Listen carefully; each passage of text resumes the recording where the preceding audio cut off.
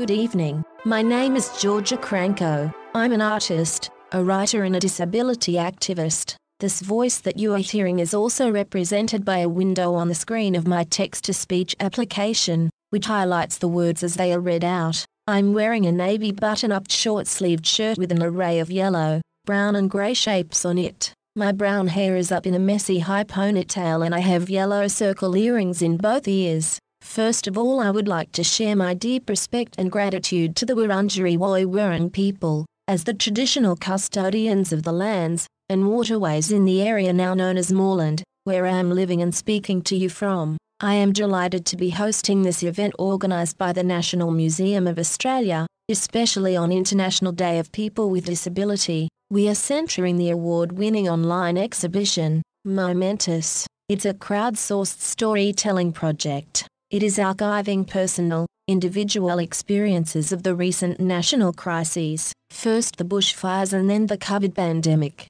This evening, we will be unveiling some of the newest contributions that are helping to build a sense of national solidarity. In the wake of such profound collective trauma, we are now going to hear a message from Dr. Matthew Trinka, who is the director of the National Museum. Hello and welcome. I'm Dr. Matthew Trinka, Director of the National Museum of Australia. And here I am in my blue jacket and open neck shirt, sitting in my office lined with books and delighted to be with you. Firstly, I'd like to acknowledge the elders and custodians of country from all over this nation, and in particular to pay my respects to the Ngunnawal, Ngunnawal and Ngambri peoples upon whose country the National Museum of Australia has happily found its home. Now, the museum is a place for all voices, and through the challenges of the last couple of years, also, increasingly, a place of refuge. During the bushfires of 2019-20, the museum became a place for people to shelter in the midst of the COVID pandemic. We've missed seeing visitors at the museum, so we have come to you at home or in your office, online. Through our project Momentous, we've invited Australians to tell us their story so that we can preserve those stories for the future. Momentous is a changing record of the human experience of our recent shared history. People from all walks of life are still feeling the impact of these events. They've affected how we live, and they show how we adapt and change in times of crisis. In difficult times, like these, it becomes more and more important to connect through our shared experiences. The museum is proud to support the International Day of People with Disability. We've been marking that day each year for over a decade. This year, for the first time, it will be fully online. Now, I think I've said enough. Today is a reminder to make space for and to amplify a diverse range of voices in our community. So thank you for joining us to do just that. And I look forward to seeing you in person at the National Museum of Australia in Canberra very soon.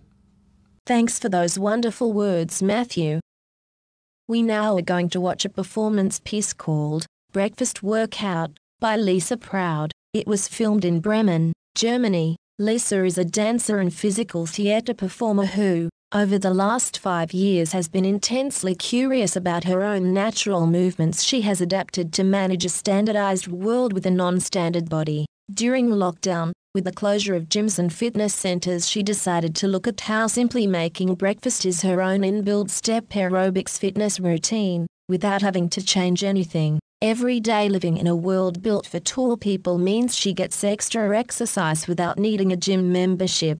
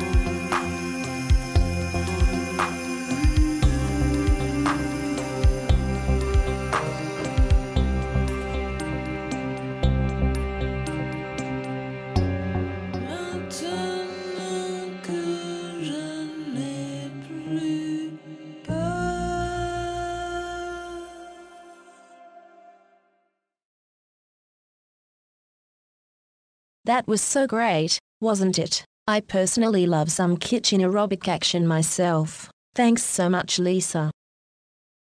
Throughout the global pandemic, we have seen extraordinary acts of sacrifice, generosity and so much resilience in the face of a lot of grief, trauma and isolation. It revealed the raw humanity of our nation. For a brief period of time, we really were in this together. There has been a sense that it's our vulnerability and thus also our interdependence that connects and binds us together. We listened to each other's struggles, we strategized and pooled our resources to help our communities. We used our different capabilities and knowledges to ensure people had what they needed to get through. What able-bodied people maybe don't realize is that the disabled have been keeping each other alive in this way for decades. We negotiate our individual vulnerabilities, abilities and skills.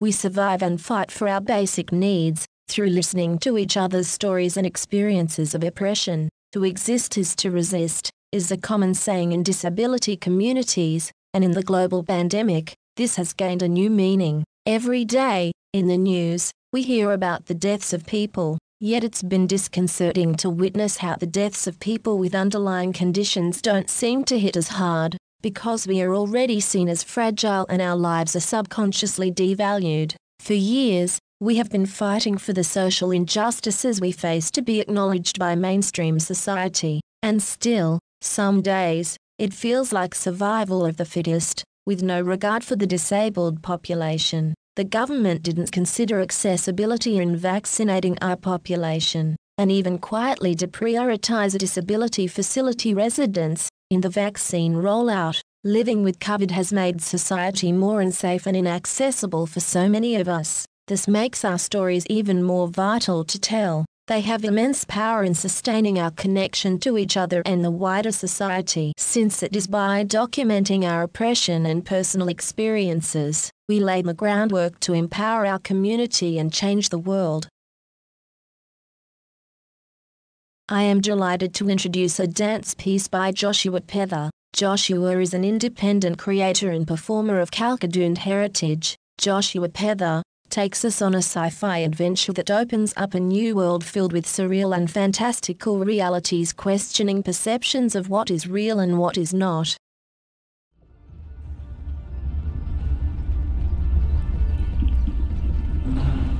My name is Joshua Pether, and I am an experimental performance artist based on Wajak Noongar country.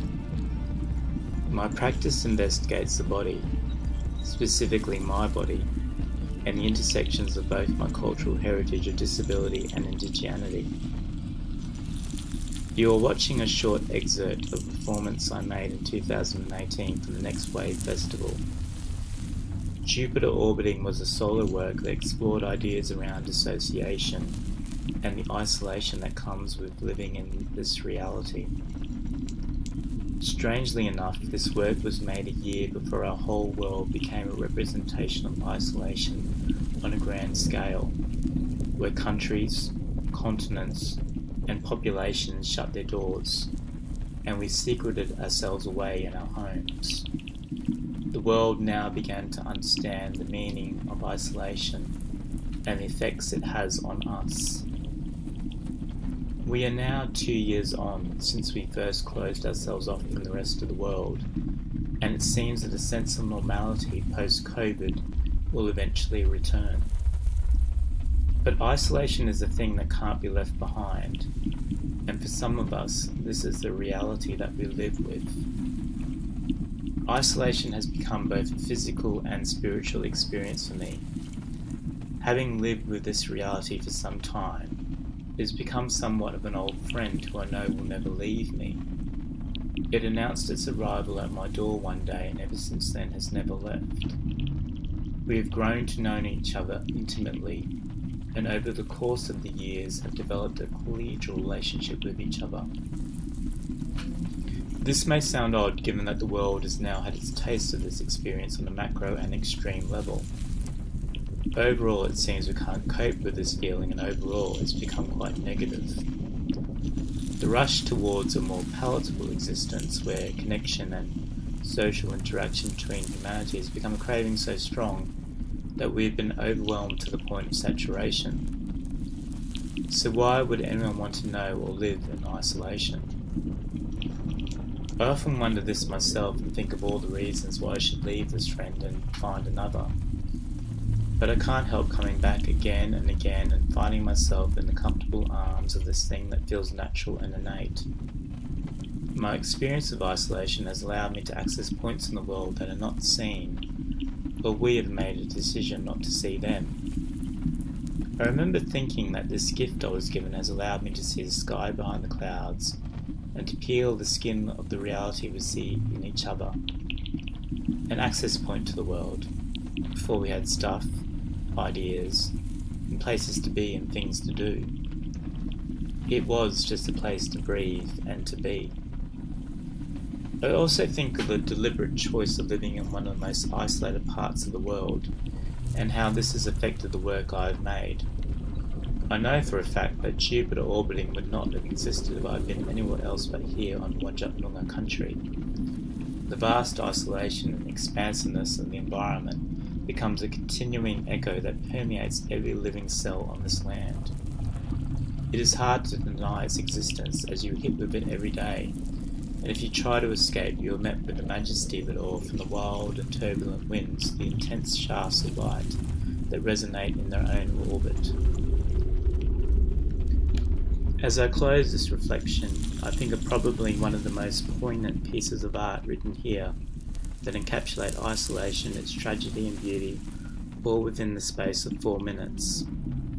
The opening bars of the song become like a living monument to this unforgiving and harsh landscape, and somewhere in between a tale of unrequited love, a road trip, and the redemptive sound of a crazed preacher at a pulpit, wide open road embraces those who hear it with the undeniable beauty and devastation of isolation.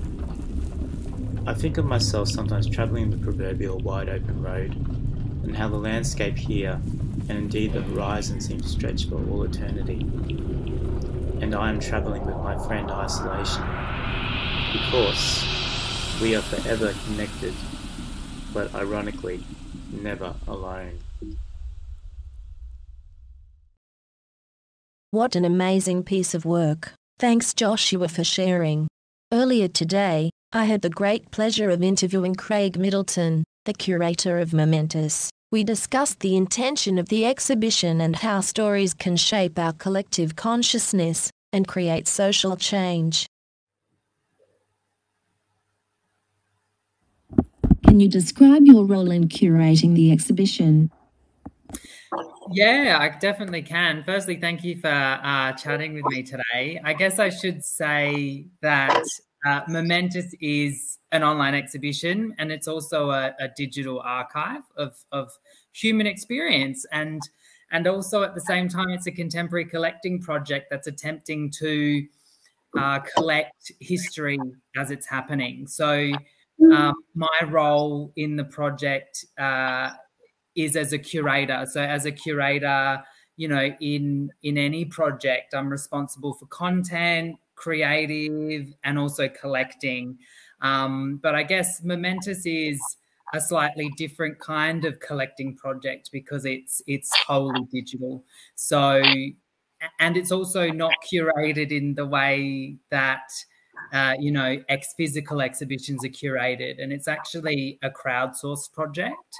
So I guess as a curator, my role was to think about the broad invitation to communities, to Australians to respond, and then encourage participation.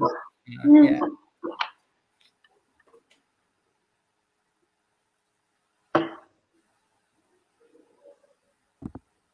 What is it about this moment in time that you feel is important to document?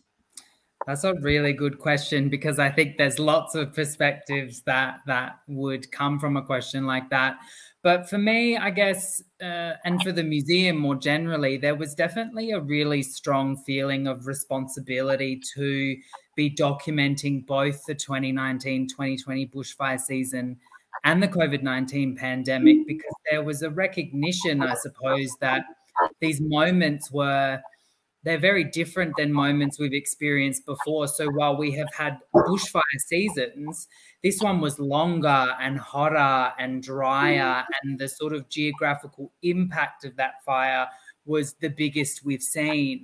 And because our cities filled with smoke, you know, major Australian cities that often don't see the direct impact of fire were experiencing this smoke, which was causing anxiety. You know, that was just something that you could feel. And of course, the pandemic, you know, for many people came out of nowhere, and it has had such a huge impact on everyday life, from work, school, you know, just how we operate, how we go to the shops and purchase food. And so, and I guess in saying that, something else to think about when we're thinking about documenting moments right now is that we do look to the past to make sense of our experiences now. And if you look to historic pandemics like the Spanish flu, what's largely recorded is the government response or the medical response. And what we don't have a lot of is the understanding of how these moments impact everyday lives, which for someone like me who's a social history curator, you know, those everyday moments are much more interesting to me than just the big you know, profiled, high profile moments. And I think so the museum felt a responsibility to capture that.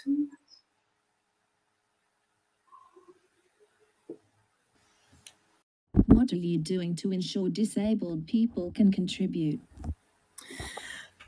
We of course meet accessibility standards for all of our web products, the Australian government standards, and that's also an ongoing role that will keep evolving and changing. I guess because I'm not an IT person, when I think about this question, I'm thinking about that phrase, build it and they will come, which is so not accurate, because, you know, to ensure that we are connecting and representing diverse communities, we have to engage, and we have to, you know, create these products and then talk to people and connect with people. And so this very event and the invitation and the encouragement to submit stories is part of that work. You know, we also, you know, we market this project in lots of different ways, through social media, through mainstream media agencies. But it's this kind of engagement, this kind of connection that's, I think, the most meaningful. And I guess if I could, you know, leave a message with the audience today, it's to, you know, if you choose to, if you feel like you have something to say, you know, this is a place you can do that, and it will be received with open arms. And, you know, your story is important, and we want to hear you, and we do hear you.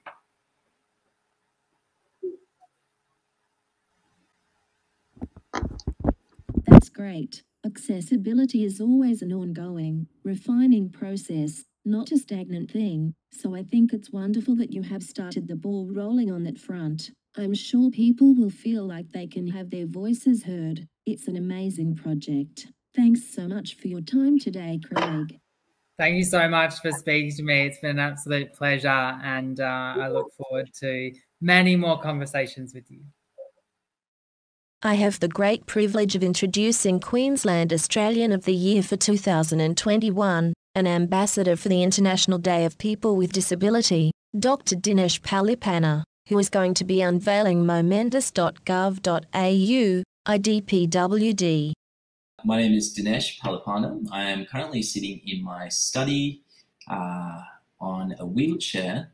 I am wearing my work scrubs, which has my name written on it. I'm a doctor, lawyer, scientist, and disability advocate. I've had the huge privilege of being the 2021 Queensland Australian of the Year. I am a person with a spinal cord injury and quadriplegia. I had a spinal cord injury from a car accident, which happened in 2010. Before that, I had no idea what life was like for a person with a disability. I saw people with mobility issues. I saw people using wheelchairs. I saw people with different kinds of disabilities getting around the community. but I never really spared a thought for what life was like for them. And sometimes I'm ashamed to reflect on that. After the spinal cord injury, I got a very quick education on what life is like for a person with a disability. I lost the ability to use my fingers and everything below the chest, but I realized that there are hidden physical effects as well. My ability to breathe is compromised. My ability to maintain a blood pressure, to maintain a temperature is compromised. But apart from these things, there are social issues as well. My family fell apart. We struggled financially. I struggled to access the community, healthcare, employment, education, basically everything. It is said that people with disabilities have always had challenges, but in times of crisis, these challenges are amplified. Over the last 18 months or so, we've been experiencing the COVID-19 pandemic. This pandemic has amplified so many challenges for people with disabilities. Everything from human rights to accessing the community, to employment, to healthcare, have been an increased struggle. Like me, there may be others getting around the community that don't really understand the deep issues that people with disabilities face in our society. And that's why it's important to have conversations. That's why it's important to expose, to tell stories, to talk about some of the issues that we face. That is why it's my absolute privilege to unveil the momentous contributions for the International Day of People with Disability at the National Museum of Australia. I encourage you to make a contribution. I encourage you to participate in the conversation, and I encourage you to log on to momentous.nma.gov.au to create a change for people with disability. Thanks so much for that, Dinesh, and all the absolutely wonderful artists who have shared their works of creativity and curiosity with us. What amazing contributions to this important project, bringing us together and creating a collective narrative through collating our individual experiences. If you take anything away from this evening, it should be that everyone's voice and story has historical value and should be heard. Thanks so much for joining me tonight. Tash Atkins is going to close the evening with a song they composed for Juliet Part 2. Tash is a Melbourne-based mezzo-soprano, composer, sound artist and creative who is passionate about accessible classical music. Their practice combines an interest in opera, theatre, technology and sound art to create original and exciting performances that unite audiences with a love of experimental classical music. Tash is passionate about confronting conservatism within classical music and is working toward creating a space for different identities to exist within a medium that has erased them. For Juliet Part 2 is a piece which is part of a larger song cycle that combines algorave, music created using code, and classical singing techniques. For Juliet Part 2 is an atmospheric love song that uses text from Shakespeare's Romeo and Juliet to create a query telling of the classic love story. This is a new experimental composition practice for Tash, celebrating their training as a classical singer and combining it with electronic music making techniques they learnt during lockdown. This piece was recorded on the lands of the Wurundjeri people of the Kulin Nation.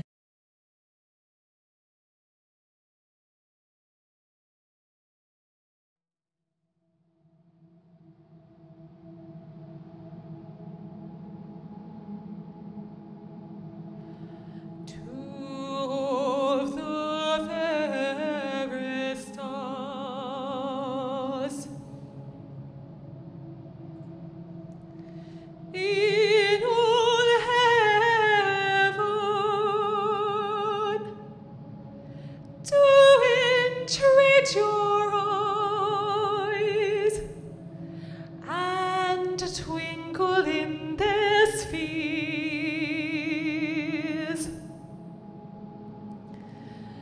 The brightness of your cheek would shame those stars that burn